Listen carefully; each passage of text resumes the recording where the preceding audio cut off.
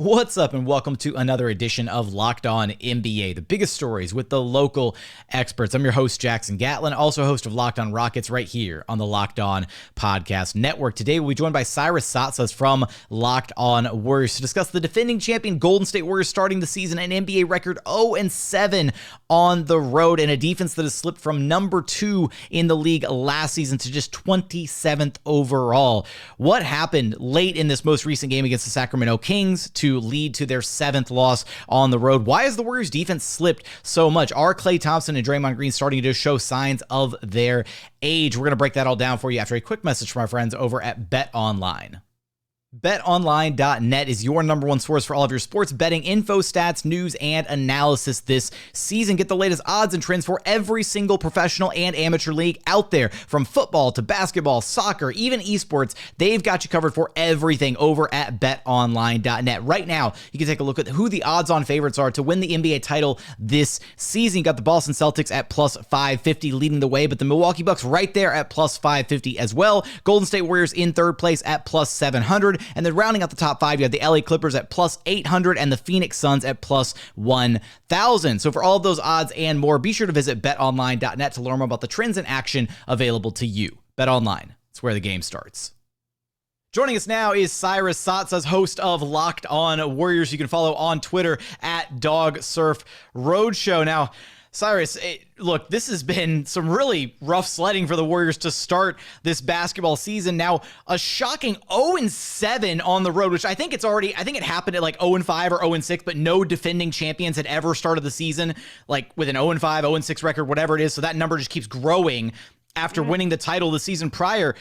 Let's start with their most recent matchup against the Sacramento Kings, a kind of a nail biter coming down to the final moments in this one.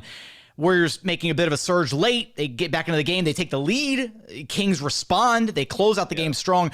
What went wrong late against the Kings to keep this Warriors team winless away from home? Defense was the problem again. It's been the problem all season. I mean, the Warriors are literally dead last in points given up per game. I don't know what their number is per 100, but I'm guessing they're last there as well. And De'Aaron Fox just ate him up, and the Warriors just did not have an answer for him. But one thing that was also interesting that the Kings did, and maybe this is testament to Mike Brown, it's becoming more and more apparent that his absence from the Warriors is making a huge difference. I mean, Mike Brown, before he left the Warriors, literally had a defensive coordinator tag to his job title. I mean, that was his role. Ask any media member who covers the Warriors, and they'll tell you that behind the scenes, he was hardworking. He was similar to Jordan Poole, Stephen Curry, one of the first people in, one of the last people out. And all he did was just focus on game plans, focus on individual development, schematics, strategies, you name it. And his absence is being felt. And one thing the Kings did tonight, which I'm surprised more teams don't do, is focus their defense just almost exclusively on Stephen Curry. They were double teaming him, sometimes triple teaming him. They were daring other Warriors to beat them, and that strategy worked because Steph, again, he just could not have an open look in that fourth quarter. I don't have the stats in front of me in terms of his shot attempts for the fourth, but he was held to 27 points, which is well below his 33.3% or 33.3 points per game average. And yeah, man, they're 0-7 on the road. That's no one in Dub Nation is happy right now. I'm telling you that. Yeah, as far as some of the numbers are concerned now, I mean, Warriors falling to 5-8 on the season, still winless on the road. They are currently 14th in offense, 27th in defense, 24th in overall net rating. You talk about the loss of Mike Brown there. I mean, is it pretty safe to say that is he the sole reason for such a regression defensively? Because this was a Warriors team that was number 2 in defense just last season when they won the title. And largely the personnel is more or less the same. Like Otto Porter Jr. gone, so a couple pieces, but overall the key pieces are still there. So is it really safe to say that it was all Mike Brown and whatever schemes he was coming up with? Well, the roster's not the same, and that was like a huge perception going into the season for the Warriors that, how are they going to give enough minutes to this super deep roster? And And again, in terms of points per game, the Warriors are last. They're before tonight, they were giving up 119 per game, but they lost players that are now revealed more than ever in terms of their importance. People scoffed at me Well, last year when I Gary bring up Payton the second, sure, right, that makes sense. but people scoffed him. Well, Gary Payton the second, like he wouldn't be playing right now anyways, like That's fair. because he hasn't come back yet from his injury, or I don't know what the procedure was, if anything, but he wouldn't be playing right now. But a player that would be playing is Nemanja Bjelica, who again people scoffed. I was telling people last year, man, he was vitally important to their success. I mean, you saw the numbers in terms of his defense on Jason Tatum in the NBA Finals.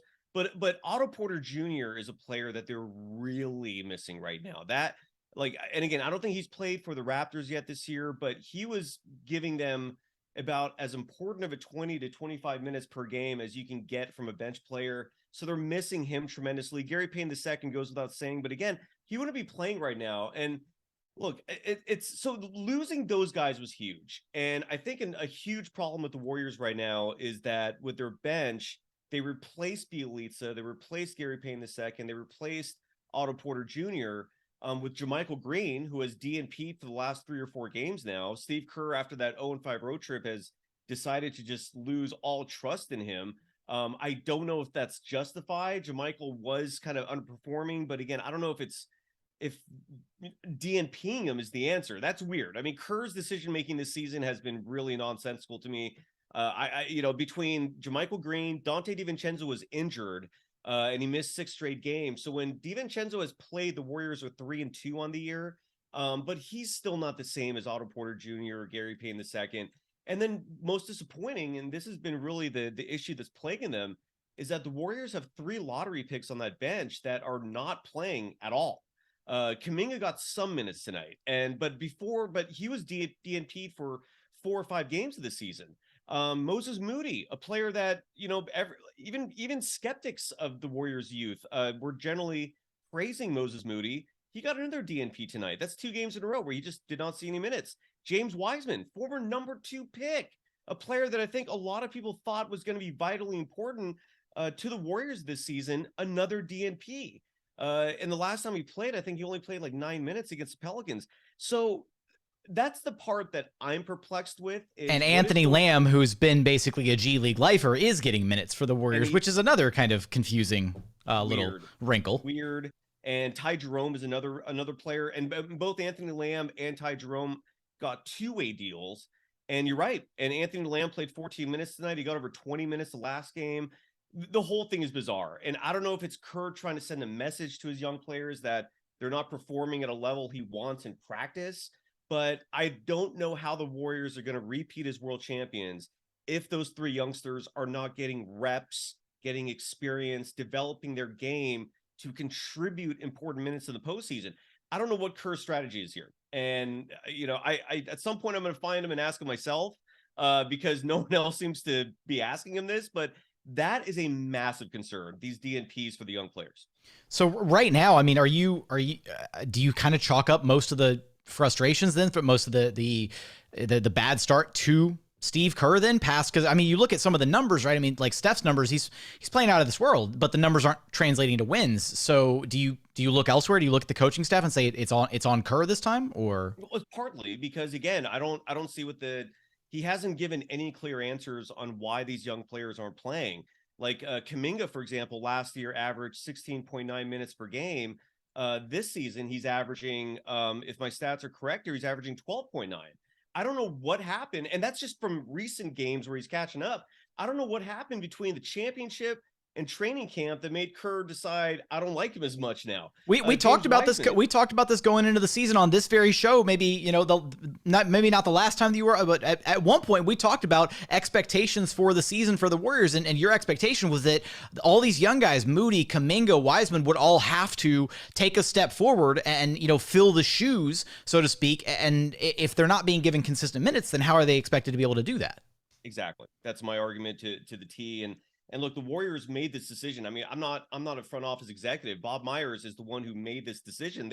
And the ownership group, they let Gary Payton II to go. They did not want to pay him what Portland was offering. They didn't want to pay Otto Porter Jr. what Toronto was offering. And they could have at least come close with Otto Porter Jr. They just let these 2 walk. and did not really replace them. JaMychal Green was supposed to be a replacement, but he's been DNP'd, I believe, for 3 games in a row now. DiVincenzo is an injury-prone player, so I don't know how you could have relied on him to give you significant minutes for the whole year. He's a great player, by the way. When he does play, he contributes. Yeah, it's perplexing. I don't understand what the big picture strategy is here. And what's even more concerning is that the Warriors are expending a lot of minutes for these older veterans when I thought the plan was to take it easy on them so that they could be refreshed and ready to go in the postseason. But instead, they're playing heavy minutes. They're still losing games. I will say this, though. Klay Thompson is off to a horrible start. Horrible. I'm still a believer. Like, I want to give him 25 regular season games before I start casting judgment. But right now, Klay is not the Klay of old. I don't even think Draymond Green is the Draymond of old. He's making some mistakes very subtly. Like, I'm studying him minute by minute every game. And then the matchup stats in terms of how he's doing defensively on one-on-one matchups are not great for him. He's giving up nearly 50% shooting from the field. And for a player who they're absolutely counting on for defense to be not at his top-notch level, yeah, there's a lot of concerns here. I'm not hitting a panic button yet, but I'm getting closer to it. Believe me, my finger is now lurking towards that button. So yeah, it's wild, man. I don't know what's going on. I don't. Finger lurking towards the panic button in the Bay Area. Are the Warriors' big three? Well, maybe not Steph, but Draymond and Klay starting to show signs of some regression. Will the young guys start getting minutes for the Warriors under head coach Steve Kerr? Of course, you're going to have us covered for all of that and more over at Locked On Warriors. Cyrus, I appreciate you stopping by Locked On NBA with me. Anytime, Jackson. Thanks, man.